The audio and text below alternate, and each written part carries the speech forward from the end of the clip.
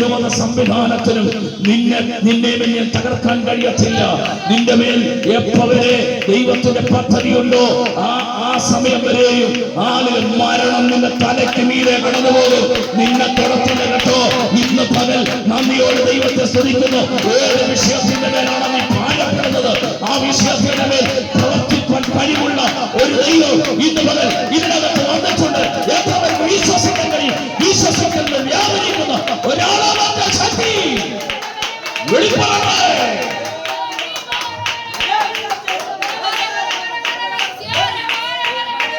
അതിന് രണ്ടാം വാക്യം ഇങ്ങനെ വായിക്കുന്നു: ഞാൻ നിലയില്ലാത്ത ആഴമുള്ള ചേറ്റിൽ താഴുന്നു, ആഴമുള്ള വെള്ളത്തിൽ ഞാൻ മുങ്ങിപ്പോകുന്നു. വെള്ളമാണേ കുഴപ്പമില്ല, ചേറായത് കേട്ടോ. അതായത് വെള്ളത്തിൽ നമുക്ക് നീന്തി രക്ഷപ്പെടാൻ കഴിയും. നീന്തറിയാമെങ്കിലും ഈ ചേറ്റിൽ പോയി അകപ്പെട്ട് കഴിഞ്ഞാൽ എന്ത് ചെയ്യും? നീന്താൻ പറ്റത്തില്ല. ഹല്ലേലൂയ.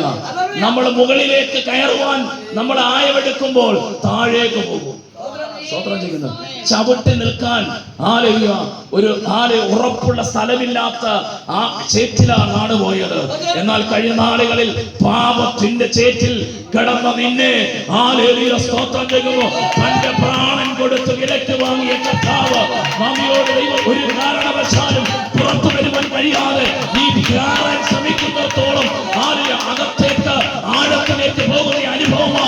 എന്നാൽ ആഴത്തിൽ കിടന്നവൻ നിലവിളിച്ചപ്പോൾ യേശുവിന്റെ രക്ഷീയ പദ്ധതി ഇറങ്ങി വന്നെങ്കിൽ ഇന്ന് പകൽ നമ്മളുടെ ദൈവത്തെ സ്തുതിക്കുന്നു.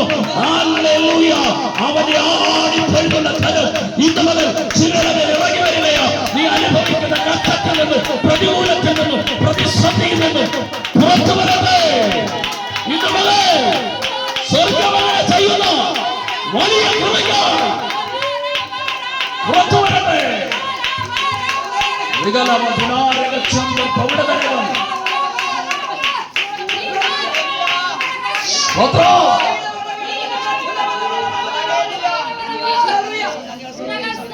നന്ദിയോടെ കർത്താവിനെ സ്തുതിക്കുന്നു. ഹല്ലേലൂയ. സ്തോത്രം.